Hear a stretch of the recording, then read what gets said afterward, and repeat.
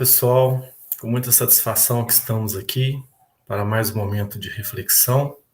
Essa proposta, desse projeto lindo do Centro Augusto Silva, Centro Espírita Augusto Silva, e vamos falar hoje numa proposta como um diálogo, embora a gente venha trazer aí a parte escrita do que a gente vem conversar, mas de uma forma bem dialógica, de um assunto muito pertinente que muitas vezes nos esquecemos e usamos, assim como usamos praticamente como oxigênio os alimentos, para nos comunicar precisamos, principalmente das palavras. É claro que usamos outras formas de comunicação, principalmente no mundo contemporâneo, tem se estabelecido novas formas de comunicação, mas a gente sabe que ainda a palavra, o uso dela, é a principal forma de comunicação ainda entre todos nós aqui encarnados, e sabemos que com ela que a gente expressa também nossos sentidos, nossos significados, na maioria das vezes. Claro que a gente não comunica só pela palavra, comunicamos também pelo corpo, pelas imagens, e de outras diferentes formas, de figuras, de outras formas de expressão, pelos olhares, pelo sorriso, inclusive a própria vibração, a gente já sente uma forma de comunicação mesmo com quem tem pouca afinidade aí aos ensinamentos espíritas, já sentem isso. Então, vamos focar nessa principal forma de comunicação, que é a palavra, é o verbo, que muitas vezes esquecemos a sua preciosidade. Ela muitas vezes é usada de forma inadequada, que podemos, ferir uma pessoa, chatear, podemos nos comprometer com o uso inadequado da palavra, do verbo, mas ao mesmo tempo esquecemos da tamanha importância que o bom uso dessa palavra, o quanto ela promove bem-estar para as pessoas, que ela promove nossas boas vibrações, que promove nossos bons sentimentos, e o quanto podemos usá-las para nos curar, para curar o próximo, porque muitas vezes, inclusive, muitos intelectuais da área de linguística, têm essa proposta, e quando a gente usa a palavra para conversar, comunicar com o outro, a gente se comunica melhor com a gente mesmo, e melhora a nossa forma de comunicação. E assim se faz, perante a própria lei da sociedade, o quanto precisamos do outro para a gente poder aí poder evoluir, e o meio de comunicação usando a palavra se faz pertinente, como praticamente, essa analogia que a gente está fazendo, como a gente precisa para respirar do oxigênio, dos alimentos para manter o nosso corpo, vivo.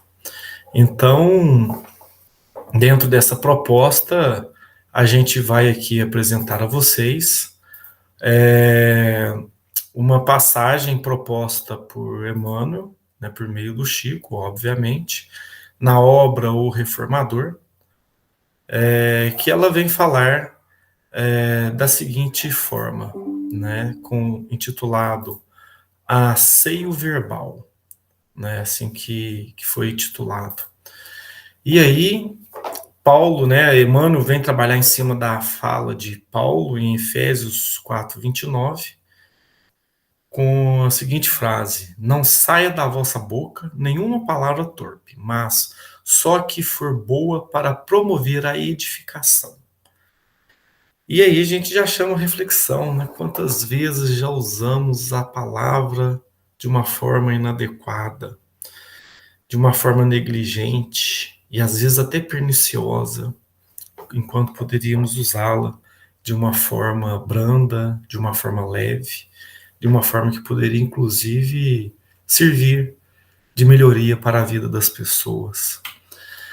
E aí, então, Emmanuel começa dizendo para a gente: quanto mais se adianta a civilização, mais se amplia o culto à higiene. Então, ele vem trazer para a gente nessa primeira parte desse texto as diferentes formas que a gente vai evoluindo e a gente vai cuidando, né? Então, assim, o quanto a gente melhorou a nossa capacidade de higiene. Inclusive, a própria pandemia veio para ensinar a gente ainda mais, né, a importância da higiene, o cuidado da higiene.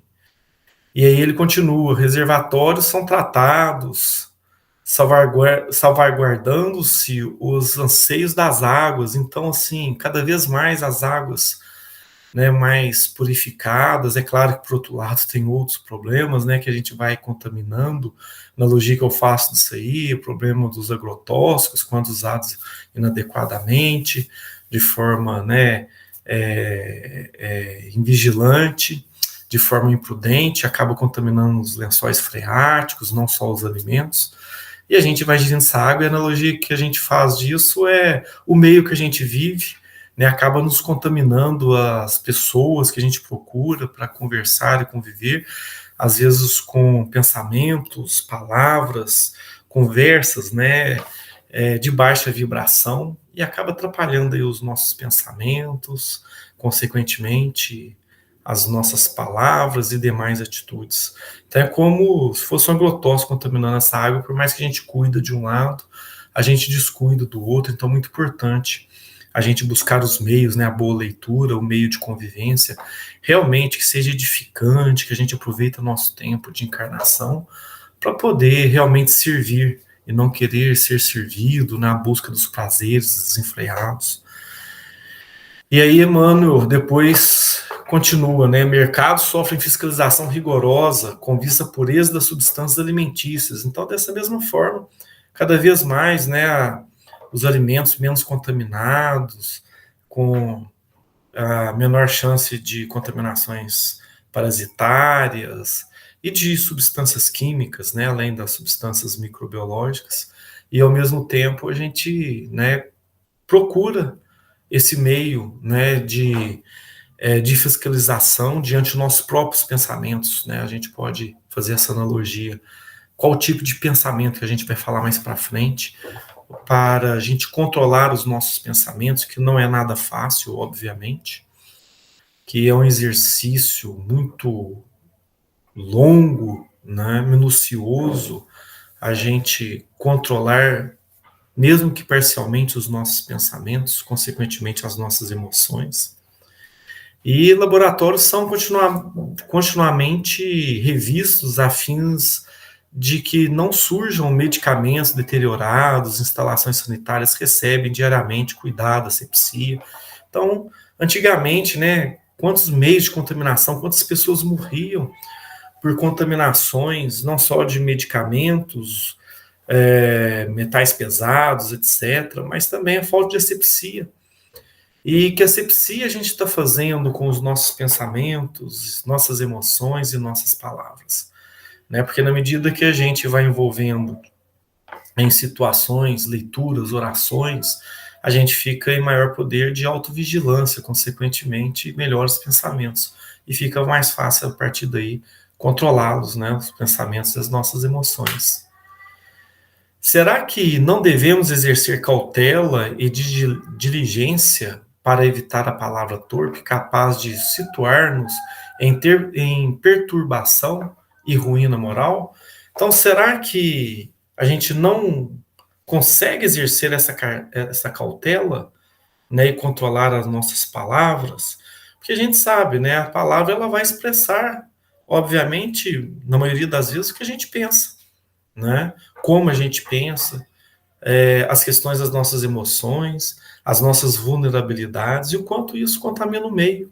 E da mesma forma, quando a gente capta essas palavras e essas palavras de outros perpassam por nós, o quanto ela pode ser edificante, pode ser benevolente, nos enriquecer, nos guiar aos nossos próprios pensamentos, e de forma contrária, o quanto a gente começa a naturalizar nos pensamentos de baixas vibrações, né, a partir dos nossos os nossos registros ainda primitivos, né, que está no nosso perispírito, e consequentemente a gente começa a aflorar, nutrir isso, né, em vez de começar a arrancar pela raiz. E aí o que Leon Denis vem trazer para a gente na obra, o problema do ser, do destino e da dor, um capítulo que ele vem tratar da questão do pensamento. Né? Ele vem falar que o pensamento é criador, não atua somente em roda de nós, influenciando nossos semelhantes para o bem ou para o mal. Atua principalmente em nós, gera nossas palavras, nossas ações. E com ele construímos dia a dia o edifício grandioso ou miserável de nossa vida presente e futura. Então, olha só o quanto esse pensamento, que muitas vezes a gente ignora, ele é criador. Né? Então, a gente sabe as questões das vibrações, porque o pensamento é onda magnética. E se é onda magnética, ele influi, né? influencia também aos outros, e nós assim também recebemos. E por isso ele não atua somente em nós, né? Por isso ele influencia em todos os nossos semelhantes, de uma forma benévola ou de uma forma malévola. E atua, então, obviamente, consequentemente, em nós. Né? E com isso vai gerar nossas palavras, nossas ações. E por isso, esse edifício grandioso ou miserável, a gente constrói no presente e, consequentemente, no futuro, né? Pela lei de ação e reação. Então, para a gente controlar a palavra e que ela seja verdadeira, né? Isso a gente vai falar daqui a pouco também, né? A gente precisa controlar nossos pensamentos. Porque, como bem sabemos, e como Jesus nos ensinou, né? Uma árvore ruim, ela não vai dar bons frutos. Então, para que essa árvore possa dar bons frutos, ela tem que ser bem irrigada, ela tem que ser bem nutrida, né, para que realmente ela possa dar sombra e que ela possa dar os frutos. E essa analogia seria, então, os frutos, nossas palavras, né? E a sombra, nossos pensamentos, nossas vibrações, que a estrutura está em nós, registrada em nosso perispírito, e é durante a vida presente e, consequentemente, a futuro, que a gente vai construir esse pensamento, criando, né, positividades ou negatividades. Então, assim, Leon Denis coloca para a gente, e ele ainda um pouco mais à frente da obra, quer dizer, nesse mesmo capítulo, em especial, que ele fala do pensamento, ele vem colocar que a fiscalização dos pensamentos implica a fiscalização dos atos. Isso faz lembrar bastante, né, Santo Agostinho, quando recomenda para a gente, ao deitar, refletir o que a gente fez, se fosse feito conosco, se gostaríamos, se seria um bom para nós, que seria uma boa forma de melhoria moral. Então, a gente tem que fiscalizar nossos atos, e desses atos, o que a gente mais, né, incorre é exatamente nas palavras, né, do que a gente fala, como a gente fala, quando, com quem, por quê. E aí, diante dessa fiscalização dos atos, porque se uns são bons, os outros sê-lo-ão igualmente. E todo o nosso procedimento achar-se-á regulado por uma concatenação harmônica. Ao passo que, se nossos atos são bons e nossos pensamentos maus, apenas haverá uma falsa aparência do bem e continuaremos a trazer em nós um foco malfazejo, cujas influências, mais cedo ou mais tarde, derramar-se-ão fatalmente sobre nossa vida. Ele coloca aí para a gente dessa forma tão merecedora, tão importante, né? Que vem então trazer essa reflexão se realmente cabe a nós ou não controlar os nossos atos e nossos pensamentos. Isso é muito importante para a gente poder controlar aí as nossas emoções, né? Porque quando a gente não tem controle das emoções, a gente remete em palavras, né? inadequadas. E quando a gente fala em palavras, a gente fala, né, também na questão de saber cuidar do próximo, né? Para a gente usar a palavra adequadamente, é muito importante também a gente fazer o uso da escutatória, que é diferente de ouvir, né?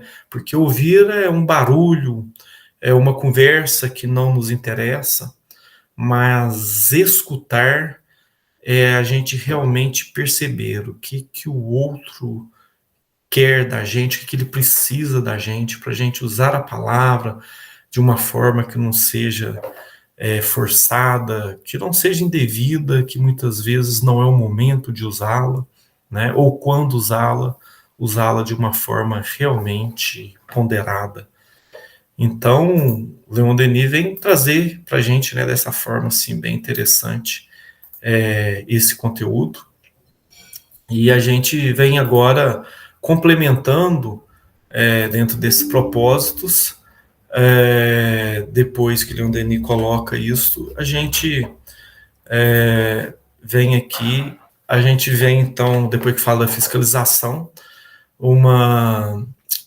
ainda falando dos pensamentos, das emoções, Manuel Filomeno de Miranda traz para a gente na obra Temas da Vida e da Morte, né, a seguinte reflexão: o pensamento é agente que pode conduzir as emoções com a proficiência desejada, orientando-as com equilíbrio, a fim de que o rendimento seja positivo, capitalizando valores que merecem armazenamentos no processo iluminativo para a execução das tarefas nobres. Esse esforço propicia autoconfiança, harmonia íntima, gerando bem-estar pessoal, que extrapola a área da individualidade e se irradia beneficiando em derredor. Então, olha só, numa outra obra, nessa aqui, né, no pensamento, né, proposto por Manuel Filomeno de Miranda, o quanto essa positividade interfere, né, em todas as pessoas ao nosso redor, de uma forma íntima, que leva a esse bem-estar pessoal, e isso vai se irradiando, né? E aí a importância do controle das emoções, né? Porque a gente, nessa mesma obra, Temas da Vida e da Morte,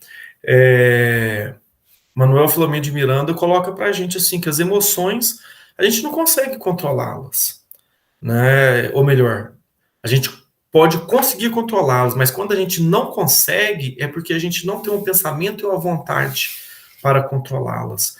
O que a gente não consegue, na verdade, é tolir as emoções, né? Então, quando a gente tem emoções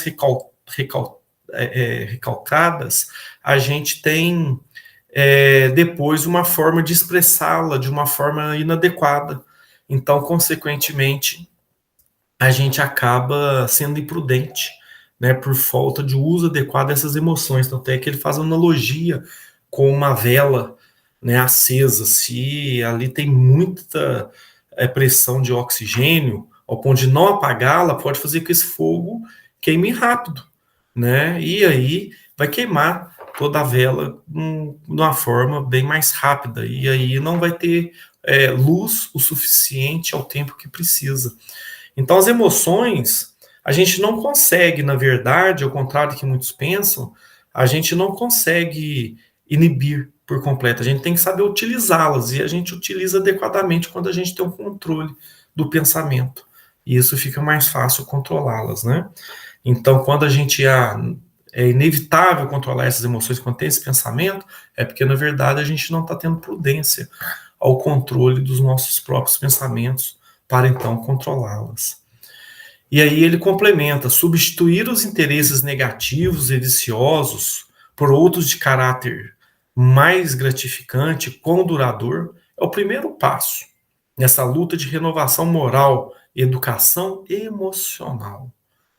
Então, a importância da gente estar sempre substituindo, né, os nossos interesses negativos e viciosos, e para isso a gente tem que fazer uma limpeza mental, a gente tem que fazer autorreflexões, a gente tem que se desprovir das nossas vaidades para a gente poder realmente enxergar, né, quais são os nossos verdadeiros interesses. Mas para isso, a importância da vontade, né? E essa vontade, Leon Denis vem tratar bastante nessa obra que a gente já citou, O Problema do Ser, do Destino, da Dor, o quanto a vontade, ela permeia tudo em nós.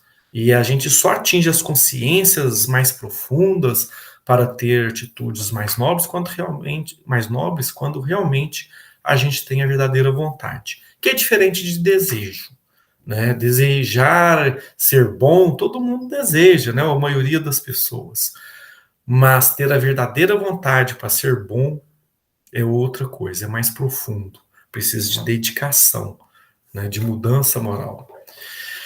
E Dona Ivone, né, na obra a Luz do Consolador, ela vem trazer para a gente a questão, né, a partir disso, que a palavra é precioso dom que Deus concede para auxílio ao nosso progresso geral, nossa felicidade e nossa alegria, mas jamais para o insulto e afronta contra o que quer que seja dentro da criação, nem mesmo ao mais advento verme, e ainda menos contra o Criador de todas as coisas. Que saiu um errinho de digitação, peço desculpa a vocês, mas quando ela fala, né, que nem mesmo o mais abjeto verme, então quer dizer, se nem a ele, por que que a gente vai proferir palavras, né, inadequadas para os seres humanos? Então, Emmanuel continua dizendo para nós: nossa conversação, sem que percebamos, age por nós em todos aqueles que nos escutam. Nossas frases são agentes de propaganda dos sentimentos que nos caracterizam o modo de ser. Ser respeitáveis, trazendo-nos a atenção de criaturas respeitáveis. Se menos dignas, carreiam em nossa direção o interesse dos que se fazem menos dignos. Sem disciplinadas, nos sintonizam com representantes da indisciplina. Se azedas, afinam-nos de imediato com os campeões do azedume. Então, olha só, gente, isso até uma criança sabe, né? Se ela vai proferir palavras inadequadas, de baixa vibração, ela sabe que ali ela vai se sintonizar. E aí as pessoas vão reproduzir isso, ou vão, até mesmo quando a gente tem, né, age com uma palavra, profere uma palavra de rancor, a chance da gente receber essa outra palavra é muito grande. E aí vai só alimentando esse mal, né? Igual aquela analogia que a gente conhece, né, bem antiga, de que temos dois lobos, né? Um lobo ruim, mal, e o outro lobo bom, que vai cuidar da gente, que vai proteger, enquanto, né, o primeiro pode nos fazer mal. Qual que a gente quer alimentar? Então é uma questão de escolha, né? Qual tipo de pensamento a gente quer alimentar e, consequentemente, qual ambiente que a gente quer alimentar? E exatamente pelas palavras que a gente conduz isso, já que é o principal meio de comunicação entre nós. Então, Emmanuel vem concluir para nós: controlemos o verbo, para que não venhamos a libertar essa ou aquela palavra torpe. Por muito esmerada nos seja a educação, a expressão repulsiva articulada por nossa língua é sempre uma brecha perigosa e infeliz, pela qual o perigo e a infelicidade nos ameaçam com desequilíbrio e perversão. Então a gente sabe, né, quando a gente usa palavras de baixa vibração, o quanto muda o meio, né? As pessoas começam a ficar para baixo, por mais que pode ser às vezes uma anedota, vamos assim dizer, mas se ela é ofensiva, ali atrai pessoas, né? Por mais que estão ali alegres naquele momento, não necessariamente estejam felizes, que são coisas diferentes, né? Ali é só uma distração, algo ligado mais às paixões humanas, não à felicidade, que é verdadeiramente ligada ao amor. Então, as palavras proferidas com amor, elas remetem ao que realmente está registrado em nosso perispírito, os nossos sentimentos, as nossas vibrações elevadas. E isso é porque estamos trabalhando os nossos pensamentos. e trabalhamos os nossos pensamentos buscando ouvir para realmente escutar palavras elevadas para que nos enriqueçam de sabedoria, de sapiência, e não ocupando o nosso tempo, nosso espaço, nossas mentes e marcando em nossos perispíritos entendimentos de baixas vibrações que muitas vezes a gente começa a naturalizar, né? Igual quando a pessoa vive no meio de criminosos por opção, ela acaba naturalizando aquilo, né? E o crime passa a ser algo natural. De forma contrária, se a gente atua com caridade verdadeira, com renúncia, de uma forma desinteressada, isso começa também a ser naturalizado.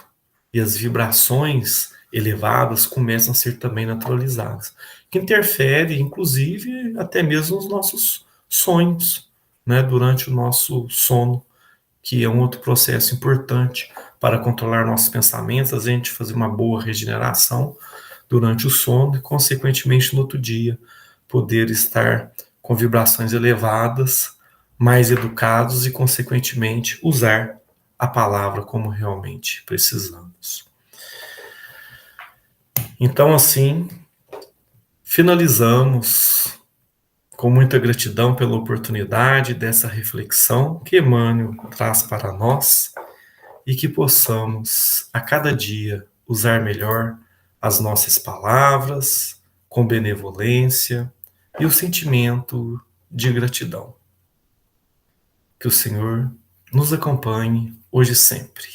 Um grande abraço para todos e todas vocês.